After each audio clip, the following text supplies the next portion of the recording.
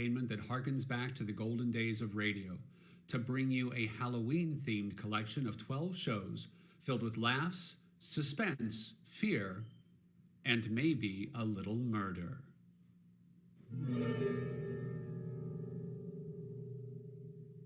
The upcoming show, Halloween Surprise Party, one of the My Favorite Husband episodes originally starring Lucille Ball and airing in 1949, features Dani Mann, Chris Johnson, Dave Barber, William Hafner, Kim Garrison Hopcraft, Katie McAllister Danckaert, and David Boley, in a head-slapping lark about what happens when you think you've been left off the Halloween invite list.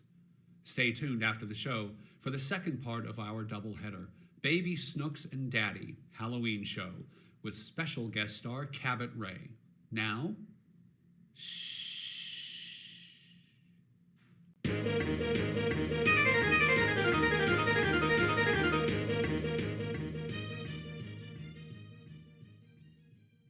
As we look in on the Coopers, it's late afternoon and George Cooper is on his way home from the bank. He just got his car out of Miller's garage where he left it to be overhauled, and is on his way to Sally's beauty parlor where he left his wife Liz to be overhauled. He pulls to a stop by an attractive girl standing on the corner.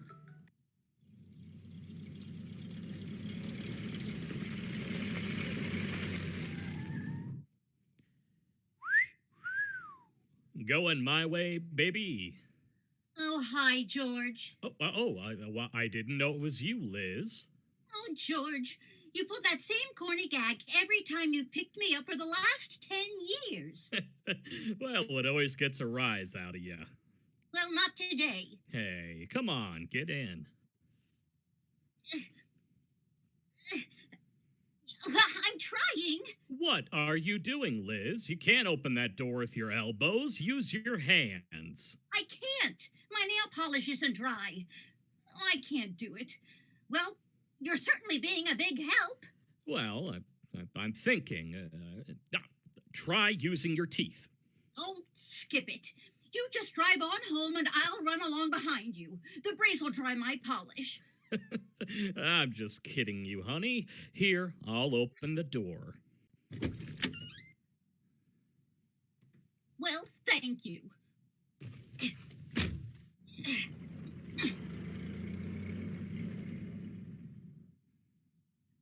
You know, George, before we were married, you would have leapt out of the car, sprinted around to the other side, and swung open the door for me. Well, that was 10 years ago. If I did that today, I'd have a heart attack. If you did that today, I'd have a heart attack. Well, you're in a good mood. Oh, I'm sorry, George. But while I was at the beauty parlor, Sally told me some very disturbing news. There's a strike in the henna factory. No, it was really serious. Now, who do you think is giving a party and hasn't invited us? Elsa Maxwell. If you're going to be smart, Alecky, I won't tell you. Okay. I mean it. I won't tell you. Oh, well, okay by me. Begging will get you nowhere. Well, all right, I'll tell you. The Atterburys are having a costume party Halloween night, and they didn't invite us. What? It's true, so help me. Well, I don't believe it. Who told you a thing like that? Sally, my beauty operator. Oh, well, I might have known. How does Sally find out everything? I don't know. I think she has a wire recorder hidden in a hairdryer. But she's always right. Ridiculous. Now, what reason would the Atterburys have for not inviting us to their party? Well, I thought you might know. Is everything all right at the bank? Well, certainly. Oh, this doesn't make any sense. Why? Well, we'll probably just have to receive our invitation yet. It'll be there in the morning mail. Well, if it isn't, I know what I'm going to do. What? I'm going to RSVP without being ASKED.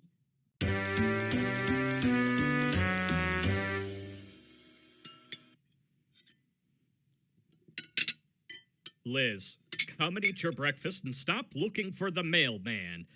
You're pushing your nose all out of shape against the window. No, I'm not, George. Huh. No, I'm not, George. Why doesn't the mailman come? Maybe because it's only 8 o'clock in the morning. But Mr. Negley usually is here by this time. Oh, I know the answer. It's Katie's day off. He starts at the other end of the route when she's not here to give him his breakfast coffee. Smart operator. Say, how's Katie doing with him? Making any headway? Oh, yes. She's gotten him to the lap-sitting stage. No. Yeah. He finally agreed to sit on her lap. Yeah. He sits on her lap. Well, he's so small, George, she squash him. Oh, darn it, where is he? This is our last chance. If that invitation doesn't come in the morning, we'll know the Atterburys deliberately snubbed us. Look, Liz, if the Atterburys want to give a party and not ask us, it's their business. They probably have a very good reason. There couldn't be any good reason for not asking us. We're their closest friends. They couldn't do a thing like that to us. Well, we've given parties without asking them. That's different. I had a very good reason. All right, I can't argue with that kind of feminine logic. Anyway, you only have a beauty operator's rumor that they're giving a party at all. Oh, no.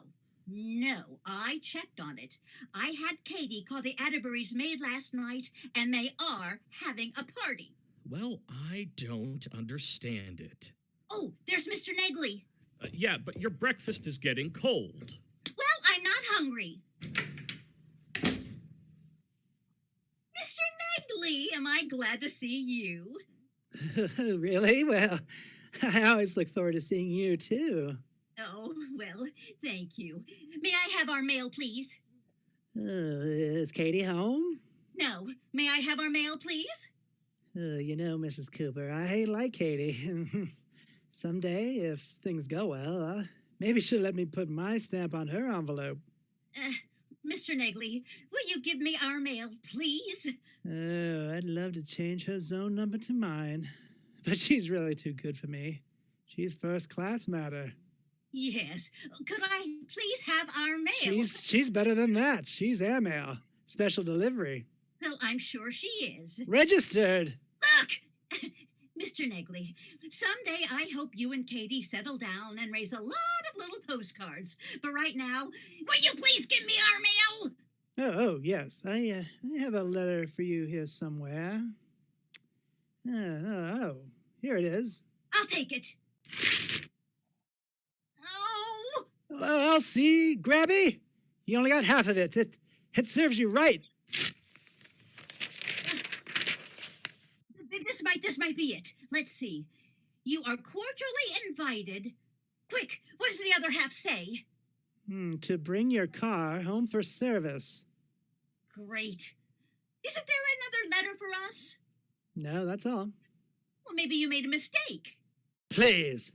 There isn't a man in postal service who sorts his mail more carefully than Harrison Q. Negley. Oh, well, I'm sorry. Well, let me take a look. Maybe it's stuck down there someplace. Take your hands off my mailbag.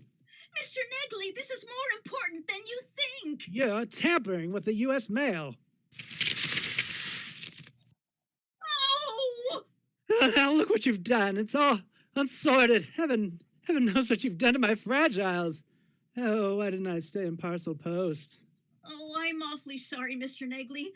I thought sure I'd get a letter from Mrs. Atterbury. Here, I'll help you sort out the mail again. No, just leave me alone.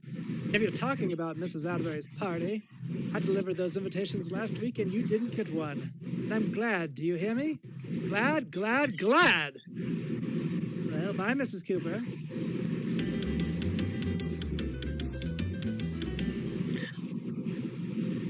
Well, Rudolph, curiosity is about to kill the cat. Guess who just called on the phone? Who? Lotus Bud? Liz Cooper. She and George are down at the corner drugstore, and they want to drop by. Oh, Iris, I wanted to watch television. Well, you can't. They're coming over. You mean I have to miss Hopalong Cassidy? This may be the night he gets killed. I guarantee he won't. Now, they'll be here any minute. Help me pick up the papers on the floor, and remember, not a word about the Halloween party. Well, don't worry about me. I'm not the blabbermouth in this family. Well, I can't wait to see their faces when they find out we're giving a surprise Halloween party for them. Yeah, and at their house. Does everyone know what to do? Oh, sure. We're meeting at the Cooper's side door at 8:30 and sneaking in through the kitchen. And then, when they come home... Oh, there they are. Now remember, don't even mention Halloween.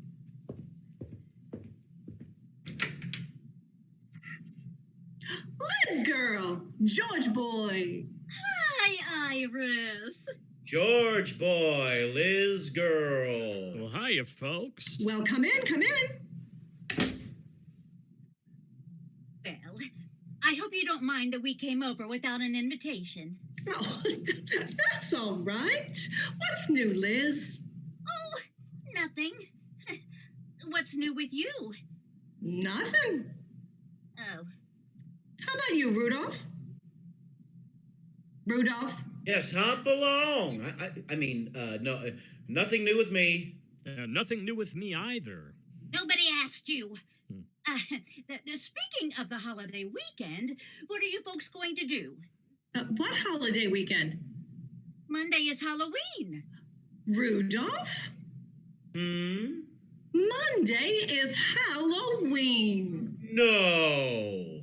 Yes, Halloween. When people give parties and everybody comes in costume and you invite your best friends. Huh, sounds like fun. It's too bad someone isn't giving a party. Oh, Liz, Yes, there's something I've been meaning to ask you. yes. Are you doing anything? No, not a thing. We'd love to come. What time? 8 o'clock. Fine. Yes. 8 o'clock Wednesday morning, we start collecting newspapers for the Salvation Army. Oh. Liz, come on. We'd better go. Wait a minute, George. It's for such a worthy cause, Iris. Let's not wait until Wednesday morning. Let's start sooner. Say, Monday night? Well, I'd like to, dear, but, Would you like an ashtray for that butt, darling? My mother isn't feeling well, and we're having dinner with her. Yes. Yes. We always spend Halloween with the old witch. Rudolph. What? Only trying to help. No, don't bother. We don't have to have a brick Atterbury fall on us to get the idea. Come on, George. Good night. Well, George, now are you satisfied? Yeah, you were right, Liz. I can't get over it. I don't know what to do. Well, I do. While they're having their party, we'll soap their windows and kick over their garbage cans. And stick a pin in their doorbell. No. I have a better idea, George. We'll give our own Halloween party and invite everyone but the Atterburys. There's not room in this town for both of us, George. The Atterburys must go.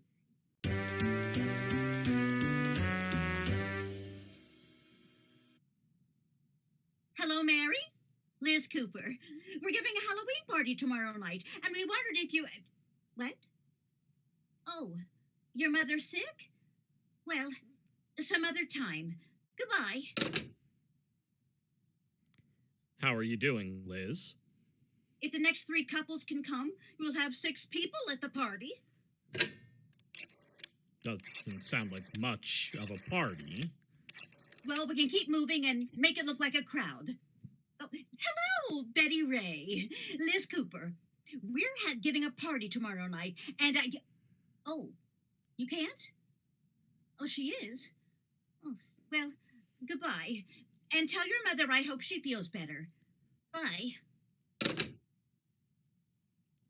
Another refusal. I don't get it. This makes the 14th one. Must be an epidemic of sick mothers. Well, I'll keep trying. Somebody's mother has to be healthy. I never heard of... Hello, Margaret. Liz Cooper. I wondered if you and Hans could... Oh, you couldn't? I didn't even ask you yet. Oh, you heard. Oh, your father's sick. Oh, too bad. Well, bye, Margaret. Well, at least she's different. Her father's sick.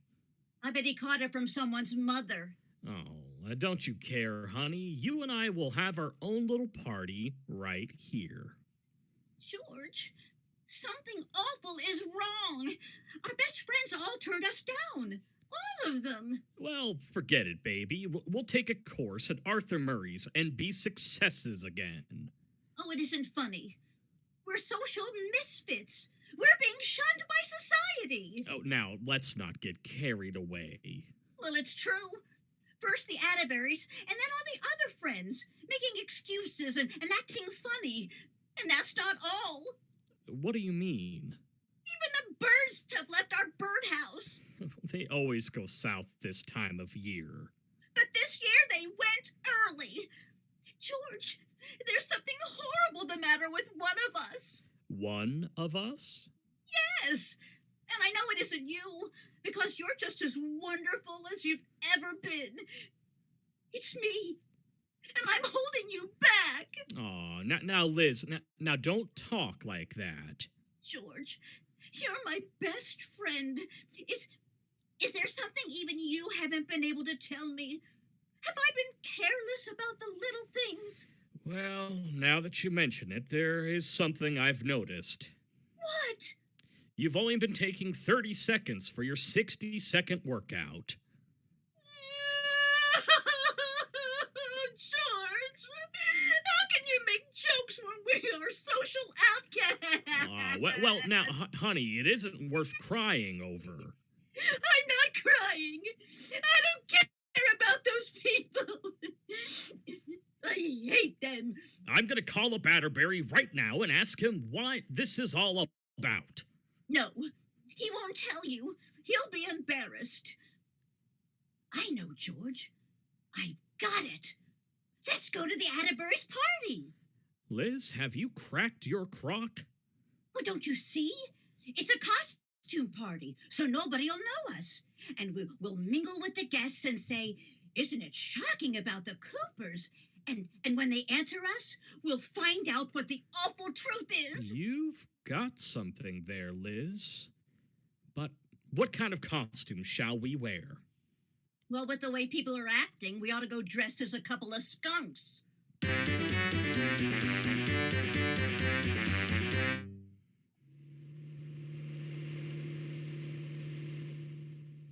Drive faster, George. We'll be late for the party. Well, I still don't think we ought to go. These costumes we're wearing are so silly. 2 policemen's uniforms and water pistols. Oh, you're just mad because you're a sergeant and I'm a lieutenant. Kiss me, Sergeant. That's an order.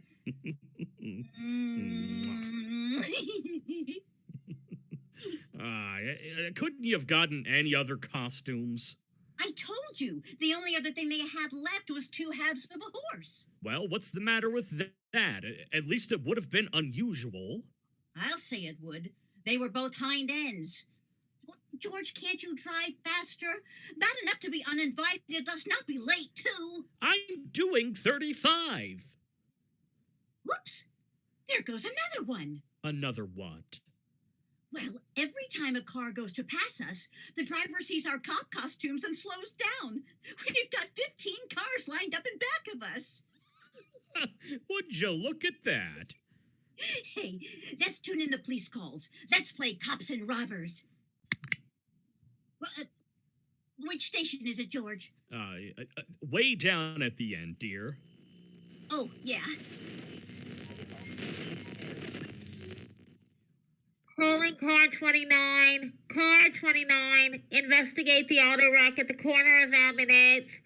If a car not too badly damaged, make an offer. The chief is looking for a new car. Oh, great. Watch for robberies in North Side Residential District.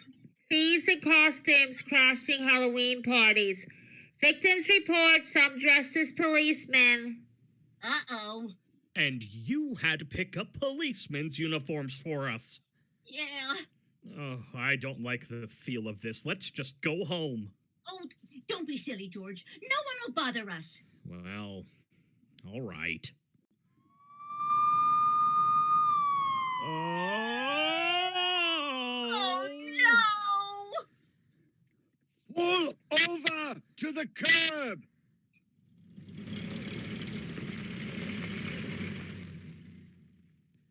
Now what do we do? He'll think we're those crooks. Well, don't stop! Keep on going! Nothing doing. I'll just have to explain and hope he believes me. No! If he doesn't, we'll miss the party. Pretend you're a real cop. Liz? Go ahead. I won't say anything. Well, and why are you two holding up traffic? Oh, excuse me, Lieutenant. I didn't see you. Oh, that's all right. I was speaking to the lieutenant. I apologize, Lieutenant. That's all right, officer. Drive on, Sergeant. Oh, Lieutenant. Any further news of those masquerading crooks? Yes.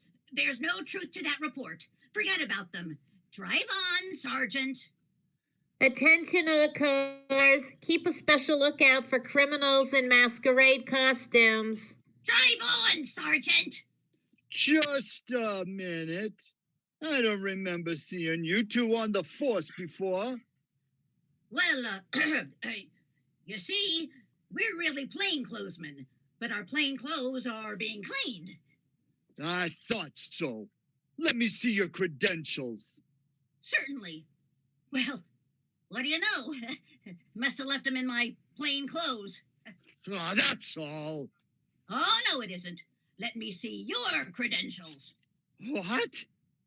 Maybe you're the fake one. I can prove I'm a real cop. How? I got a witness. Sergeant? Yes, Lieutenant? Sergeant, am I a real cop? Yes, Lieutenant. There you are. Drive on, Sergeant. Just a minute. Let me see your badge. Let me see your badge. There.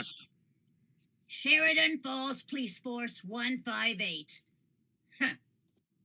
Here, take a look at mine. That's enough. Not so fast. Now, let me see that. Post Toasties Junior G-Man. Well, you see, we're not local cops. What's that Post Toasties business? That's for my serial number. Yeah, right. You're coming with me. Oh, you really fixed us up, Liz. He'll never take us alive, George. I got my gun. One squirt for each of us. Come on. Out of the car. No, look, officer, we're not crooks. My name is George Cooper.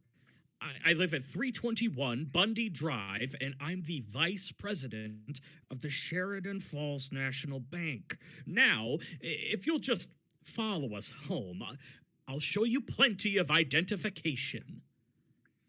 Well, okay, but no funny business. I'll just get in the back seat and go with you.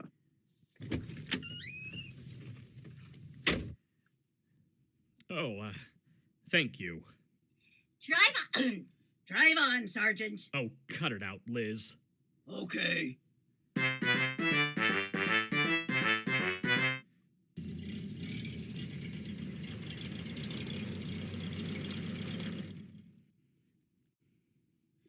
Well, this is our house, officer. Well, it better be. Hey, wait a minute. Look there at the side door. Some figure slipping into our house. And they're in costume. Yeah. We found the gang. Shh. Wait a minute. Have you led me into a trap? No, no!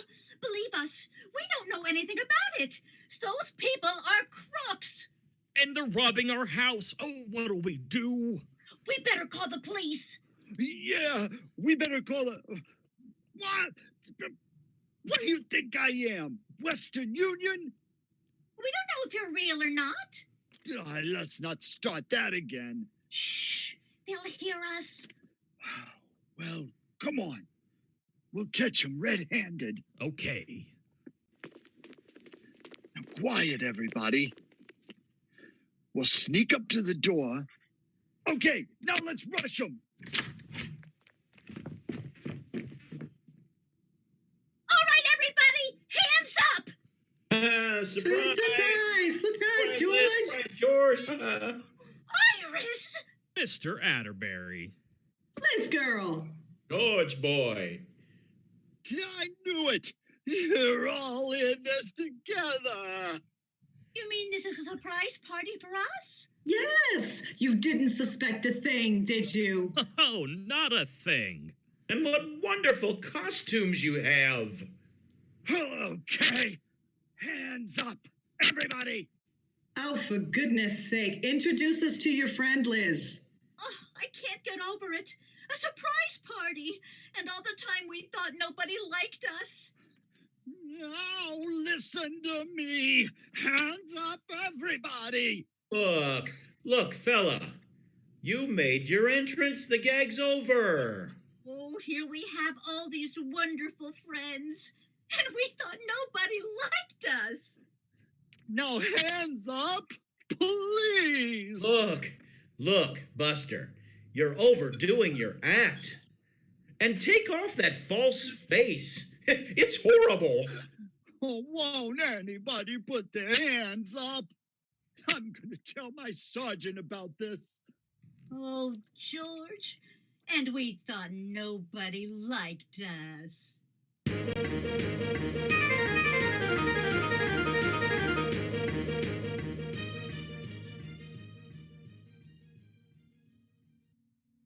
Thank you to our wonderful performers, our brilliant and agile production manager, Nick Martin, our creative composer, Chris Sanchez, who wrote all of the pieces of music you heard tonight, and to you, our audience. We hope you enjoyed the show. Stay tuned for the second half of our doubleheader, Baby Snooks and Daddy Halloween Show. Who will win Halloween when the grown-ups start taking things a little too seriously? Find out at 9. And we have another doubleheader next week, so tune back in and shh.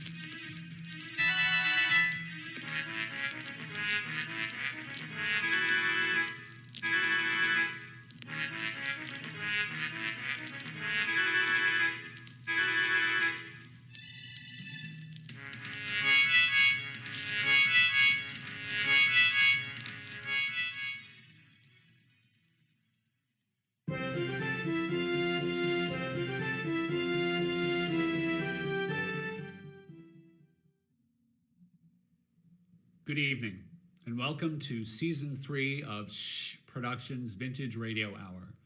Our collaboration, now grown to almost 90 fantastic performers and technicians from across the country, revisits the legacy of audio entertainment that harkens back to the golden days of radio to bring you a Halloween-themed collection of 12 shows filled with laugh, suspense, fear, and maybe a little murder.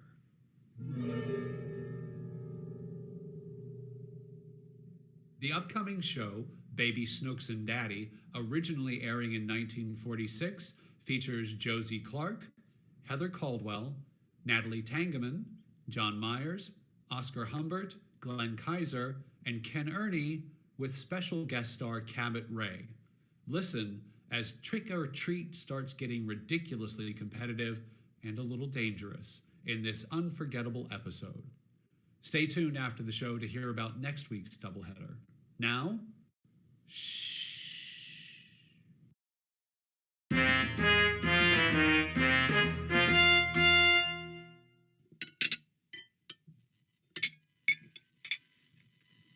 Mommy, please, can I go? No, you may not. Snooks, I've told you a dozen times you can't go out tonight. But it's Halloween. I know it. That's why you're staying home, so you can't get into any trouble. But all the kids will be out. Snooks, you heard your mother. The subject is closed. Can't we open it just a tiny little bit? No. Tonight of all nights, I want to spend a quiet, restful evening. Why? Because there's a doctor coming over at 9 o'clock. He's going to examine me for insurance. You think he'll find any? Very funny. A more chocolate cake, Lancelot? No thanks, dear. Not with the doctor coming. At my age, it doesn't pay to stuff myself. I want some chocolate cake. Snooks, you've had 3 pieces. Do you really want some more? Yeah, at my age, it don't make any difference. Yes, I think I'll go in the other room and lie down. I've had a hard day, and I'd like to relax a little bit before the doctor gets here. Go ahead, dear. I'll clear off the table. Oh, boy, that couch looks good. Daddy, What is it? if I promise to stay in front of the house, No. please? No. Ugh. Now, please, leave me alone. I'm going to take a nap. But it's Halloween outside. It's Halloween inside, too, and you won't get into any trouble. Ugh. Now, I want no further discussion on this subject. Yeah, this couch was the best buy I ever made. I could sleep for a week if my nerves would just let go. Hope it doesn't show up in my blood pressure. Boo!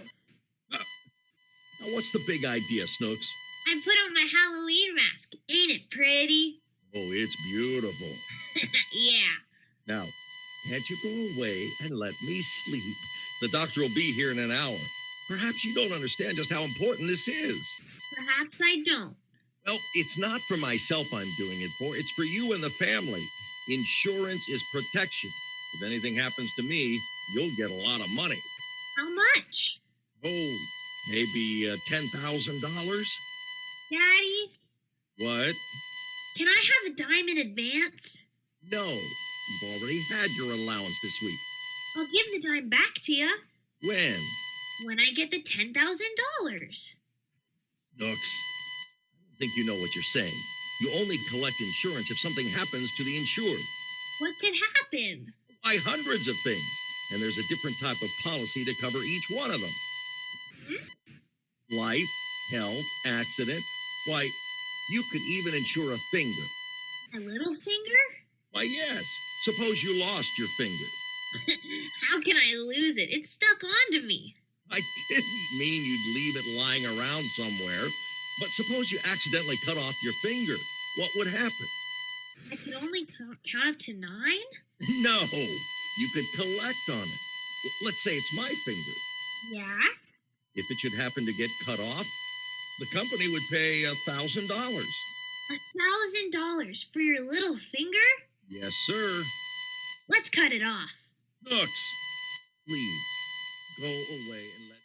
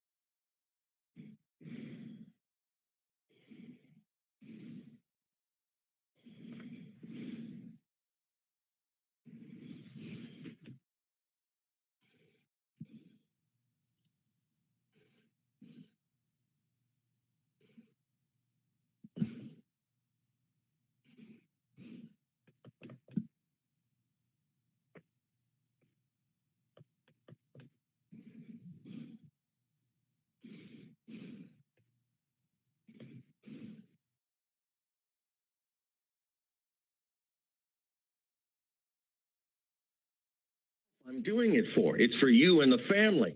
Insurance is protection. If anything happens to me, you'll get a lot of money. How much? Oh, maybe $10,000? Daddy, What? can I have a dime in advance? No, you've already had your allowance this week. I'll give the dime back to you When? when I get the $10,000. Snooks, I don't think you know what you're saying. You only collect insurance if something happens to the insured. What could happen? Why, hundreds of things. And there's a different type of policy to cover each one of them. Life, health, accident. Why, you could even insure a finger. My little finger? Why, yes. Suppose you lost your finger. How could I lose it? It stuck onto me. I didn't mean you'd leave it lying around somewhere, but suppose you accidentally cut off your finger. What would happen? I could only count up to 9? No, you could collect on it. Well, let's say it's my finger. Yeah. If it should happen to get cut off, the company would pay $1,000. $1,000 for your little finger? Yes, sir. Let's cut it off. Snooks, please go away and let me sleep. My blood pressure's bad enough. Can't the doctor fix it, Daddy? This doctor isn't coming here to fix things. He's coming here to look me over. Whatever he finds wrong, he'll report to his company. I don't like that doctor. Why not? He's a snitch. Oh, he's not a snitch. He is too. He's a dirty old snitch. Oh, Snooks, for the love of heaven, leave me alone. Go away. Where? Anywhere. All right, I'll go outside. No, you don't. Go someplace else in the house and try to take a nap. I want to take a nap. Well, now that's a good idea. Yeah. Yeah, suppose you run up to your bedroom and lie down. No, I want to lie next to you on the couch. You can't. I want to lie next to you on the couch. Oh, all right. I suppose it's the only way I can get some rest. Well, come on. Lie here next to Daddy and go to sleep. All right. Good night, little Daddy. Good night. Daddy? Yes? I think I got insomnia. Well, just lie here quietly then and don't disturb me. All right. Daddy? What is it? What's insomnia? Listen, Snooks, if you can't fall asleep, then count sheep. Little woolly sheep? Yes. With big brown eyes? Yes. I don't like sheep. Well, count kangaroos jumping over a fence. I like kangaroos better. Oh, good. 11, 12, 13, 15, 16, 17, 18, 20, 21, 22, 24, 25. All right, let's have it. So what happened to 14, 19, and 23? They tripped. Oh, that settles it, Snooks. If I hear one more peep out of you, I'm going to take my belt off, and you know what'll happen then. Your pants will fall down. No. I'll give you a tanning, that's what. Now, either you let me take my nap or suffer the consequences. But, Daddy... Not a sound. But, Daddy, I just... You heard me. Now, don't even open your mouth. I could get more rest in a boiler factory. Oh, just to close my eyes for 15 minutes. Oh, for Pete's sake. I didn't do it. Well, go and see who it is. All right. Hi, Snooks. Oh, hello, Phoebe. Can you come out for Halloween? Shh, not so loud, Phoebe. My daddy's asleep on the sofa. But all the kids are outside. Why don't you ask him? I did ask him, and he won't let me. Shall I ask him? No, you'll wake him up. Can't you see he's asleep? Well, what's he doing sleeping so early? He's waiting for a man to come and see him.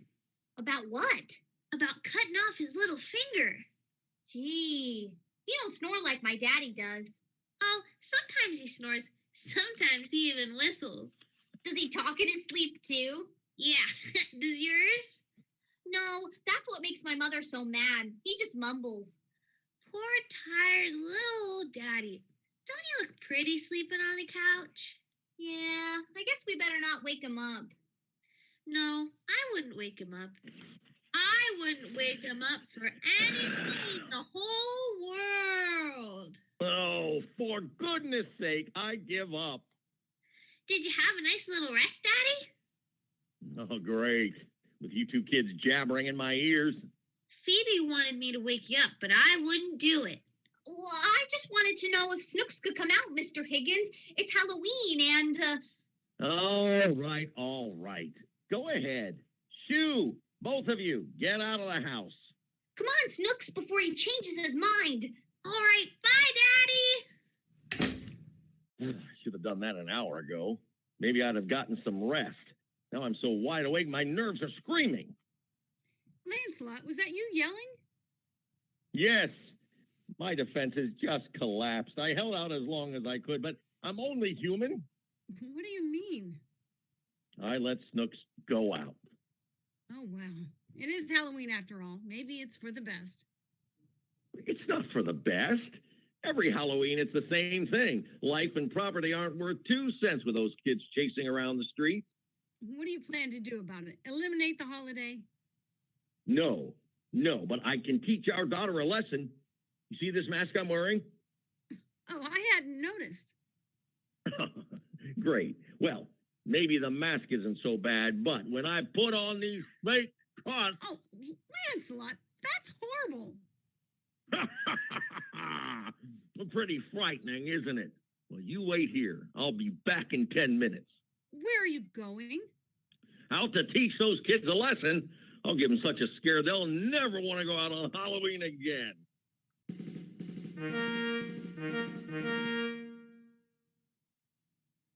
Come on, Snooks. Whose doorbell shall we ring first? Let's ring this one right here. Okay, put on your mask and I'll sit on my broom. Well, go ahead, ring it. I did. Someone's coming. Trick or treat, trick or treat. Well, if it isn't two little goblins on my doorstep. Hello, Mr. Wilcox. What's this trick or treat business? Well, you gotta treat us to something or we'll play a trick on you. Yeah. You know, I sort of suspected there might have happened tonight, so I've got a treat all ready for you. Come on inside. Here it is, kids, right on the table. Oh boy, orange Jell-O! With cream and little pieces of fruit inside. You know, I can't think of a thing I like better than a dish of Jell-O. Can you? Yeah, another dish. Well, I'm afraid that'll have to do for now. If you two goblins are finished gobbling, just put a mark on my door and leave me alone for the rest of the night, hey? Thank you, Mr. Wilcox. Goodbye. Bye. Bye-bye, kids. Happy Halloween. Well, who's next? Let's try the house on the corner. Okay, come on. Hello, Snooks. Hi, Phoebe. Who are you? It's me, Roger. Oh. You didn't recognize me with this pumpkin on my head, did ya? Gee, is that a real pumpkin? Sure. Ain't it uncomfortable? Well, it was a little warm at first, but it's better now that I put the candles out. Hey, come on. Let's go down to the drugstore and see what we can get. Yeah. Swell. Uh-oh, wait a minute. What's the matter? I saw something move behind that tree. It looks like a man. No, it's an animal, and it's got big long teeth sticking out of its mouth. Oh, I'm scared. Here it comes. Run for your life. Little children should be home in bed. Well, that ought to teach them. Hey, what's the big idea, bud? Huh? Haven't you got anything better to do than go around scaring kids? Look, friend, I suggest you mind your own business. One of those kids happens to be my daughter. One of those kids happens to be my son, and I don't like any overgrown ape with false tusks running around scaring him. I did it for their own good. Every Halloween, those kids go out and get into trouble. Besides, I don't like your attitude. Oh, you don't, huh? No, I don't. Say that again. I don't like your attitude. Look out. Oh. Next time, try scaring somebody your own size. So long. What's this? Ah, my teeth! Oh, they're the false ones. Hello, Daddy. What are you lying in the gutter for? I tripped and fell down. Gee, that's funny. Now, what's funny about it? Well, you must have tripped just when that man hit you. You tell me something. Who was that man? That was Mr. Hopkins, Roger's father. Well, where does he live? Right on the corner. Why? Never mind. Come on. Any man who punches your father does so at his own risk. Why didn't you suck it back to him? Because I've got a brain in my head, that's why. Suppose I did punch him back. With the tremendous power I generate, I could have easily broken my hand. 9 chances out of 10, the hand wouldn't have healed straight. Mm-hmm. And there I am, faced with the prospect of never playing the piano again. Oh, but Daddy... What? You don't know how to play the piano. Oh, mind your own business. Hey, pick up that rock. All right, here. What are you writing? Oh, just a little note. A little note? Yes, I'm going to throw a scare into that bully. Now, do you see that window in Hopkins' living room? Huh? The one that's open? Yeah. Well, I take this rock, thusly, and I attach the note with a rubber band, thusly, and I draw back my arm, thusly, and with uncanny accuracy, I toss it through the open living room window. Thusly. I guess my aim isn't what it used to be. Come on. Let's get home.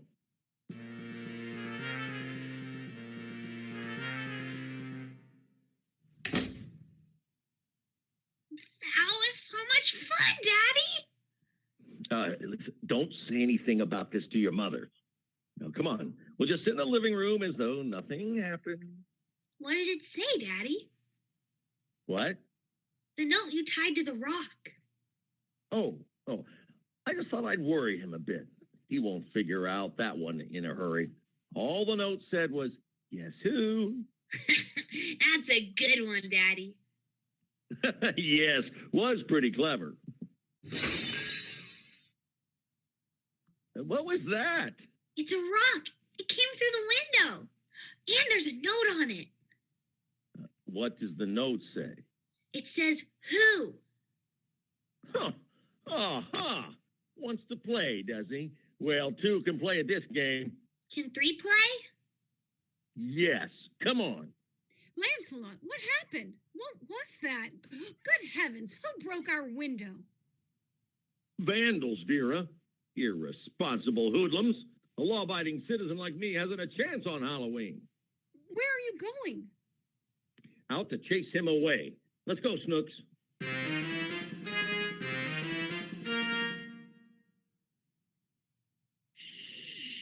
Now, quiet, Snooks. Inch your way forward a little. Daddy. What? I'm tired of crawling on my stomach. Well, this is the way they do it in the army. If you don't want to be seen, you crawl forward on your stomach. Yeah, but not down the middle of the sidewalk. The idea is that we don't want him to see us from the house. What are we going to do? I don't know yet. Oh, wait, I got it. You see this gate here? Huh? You see the garage over there? Yeah.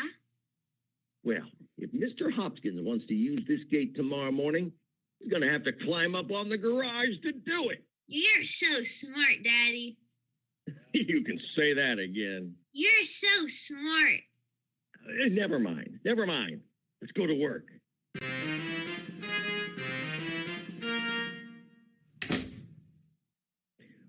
Home sweet home. Gee, that gate looked funny on top of the garage. Yes, it did, didn't it? But I don't want you to get the wrong idea from all this. Uh-huh. Certain things are merely mischievous pranks. Others have a purpose behind them. You understand? No. Well, let's put it this way. Your daddy has never been a believer in a policy of appeasement. Neither have I. That's the way I like to hear you talk. What does appeasement mean? Well, when someone strikes you and you don't strike back, that's appeasement. How do you like that? What? I've been appeasing you and Mommy for years. Well, off to bed with you, Snooks. After the gate episode, I don't think we're going to hear from Mr. Hopkins again tonight. I want to stay up and see what else happens next. Rest your pretty little head. My pretty little head? Well, your little head. Nothing's going to happen next. Our friend Mr. Hopkins has shot his bolt. Did you hear something, Snooks? Yeah, what was it? I don't know. The windows seem to be okay. Yeah. Oh, that must be the doctor. Go answer the door, Snooks. All right. I can't answer the door, Daddy. Well, why not? There's no door to answer. What? No door? It's gone. That does it. He wants trouble? All right. He'll get all he's looking for. I got it. A brilliant idea. Run into the kitchen, Snooks, and get some hamburger, a pail of water, and your mother's flat iron. What do you want with those? Don't ask questions, just get them. All right. Now, before I pay Mr. Hopkins a visit, I'm going to prepare a little reception for him in case he returns.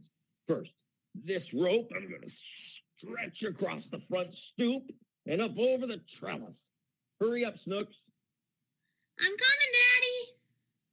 And now another rope stretched this way. Here you are, Daddy. Oh, thanks, Snooks. Now I just put the flat iron up here. And the bucket of water goes up on this side. Get the fiendish ingenuity of it? No. Well, if an unexpected visitor, say Mr. Hopkins, walks across this side of the porch, he gets a flat iron on his noggin. On the other hand, if he trips the rope on this side, he gets a refreshing bath of aqua pura. Who gets the hamburger? Well, I think this hamburger will interest some of the many dogs that are in our neighborhood. To arms, Snooks, the Higgins ride again! Yeah, let's go to the dogs!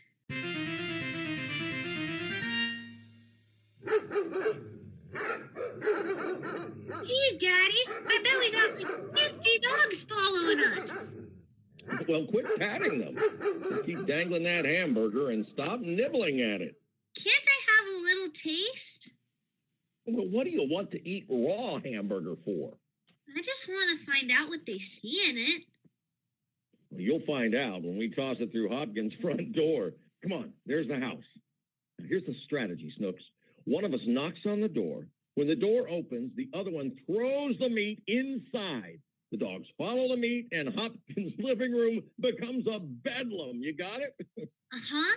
We throw the meat inside, and Hopkins' living room becomes a bedroom. No, not bedroom. Bedlam. What's a bedlam? Never mind. Go up and knock on that door. All right.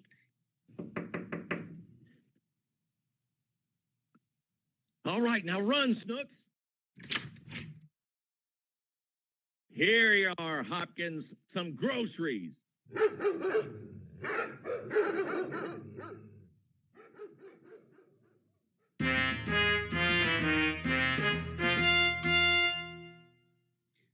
that, Mrs. Hopkins?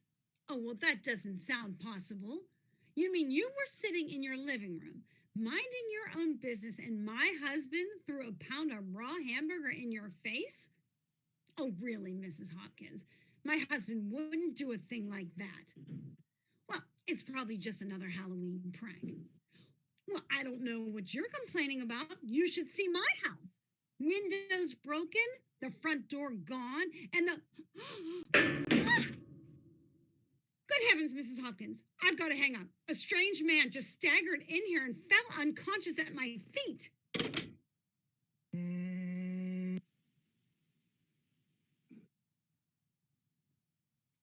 Who are you? Doctor, the insurance doctor. The insurance?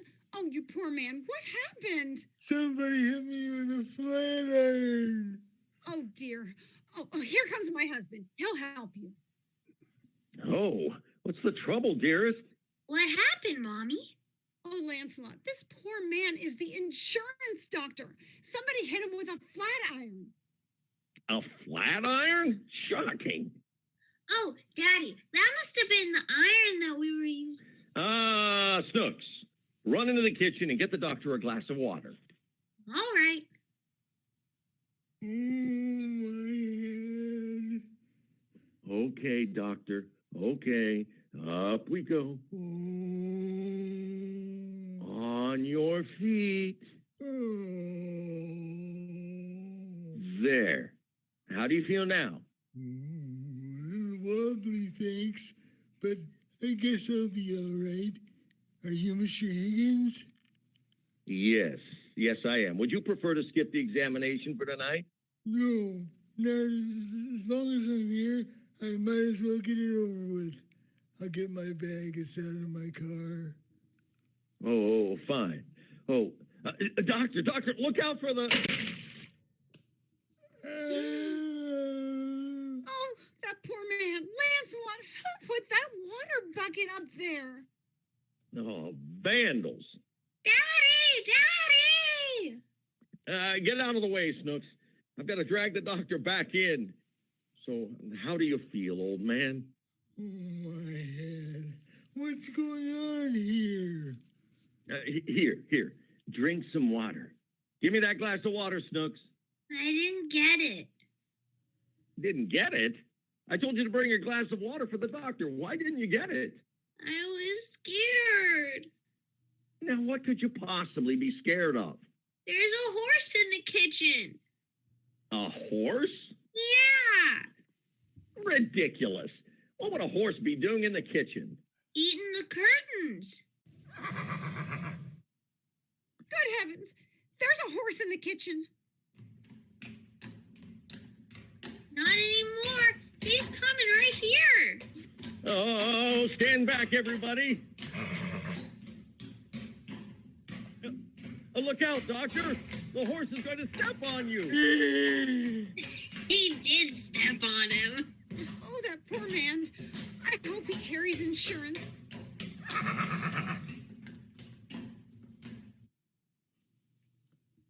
He's gone. Out the front door.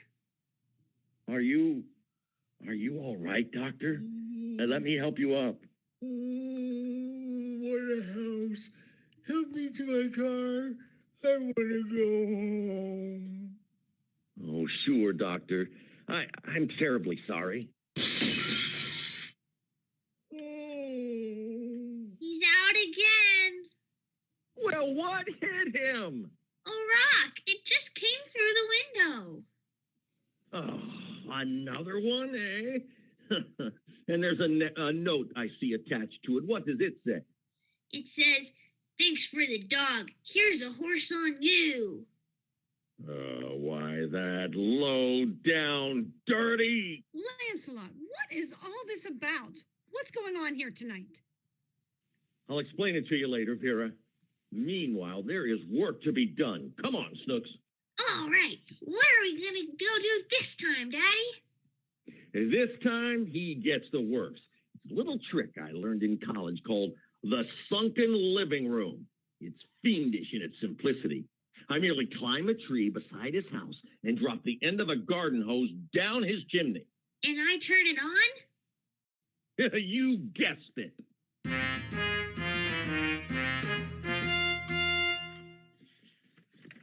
Snooks? Snooks! Where are you running to? I can't talk to you now, Phoebe. I gotta call the fire department. What for? My daddy stuck headfirst in Mr. Hopkins' chimney. He fell out of a tree. Well, what are you calling the fire department for? Go get him out. Well, I don't think they'll come, Snooks, unless there's a fire. There's a fire, all right. Mr. Hopkins is building it in his fireplace. My.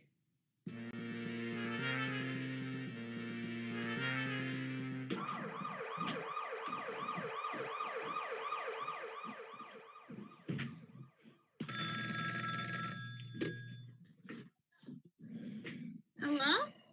Oh, hello, Roger. How's your father feeling today? Oh, that's good. Oh, the doctor says my daddy will be out all right in a couple of days. Yeah, as soon as they take the stitches out. What's that? Oh, I'd love to come over and go waiting in your living room, but I can't leave the house. My daddy won't let me. I don't understand him, but he says every time he lets me out of his sight, I get into trouble. Ain't Daddy's funny?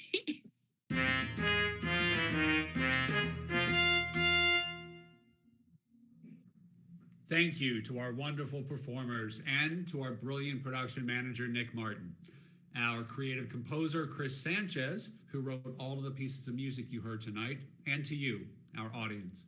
We hope you enjoyed the show. Tune in next week for the next Vintage Radio Hour from Shhh Productions. On Thursday, October 22nd, we'll feature Annie Morse Vest, Andy Clark, Jill Taylor, Mary Trapp Gray, Janetta Davis, and Kira Krishevich in a creepy story that makes you rethink what you know about Lizzie Borden. The second part of our doubleheader is a tale that will conjure up fog, fear, and more than one glance over the shoulder in The Lodger, featuring Stephen Hanna, Danielle Marie, Tim Browning, Molly McAllister Ziegler, Todd Covert, William Hafner, Jen Bedell, Henry Allen, and Cameron Krishevich. Until then, shh.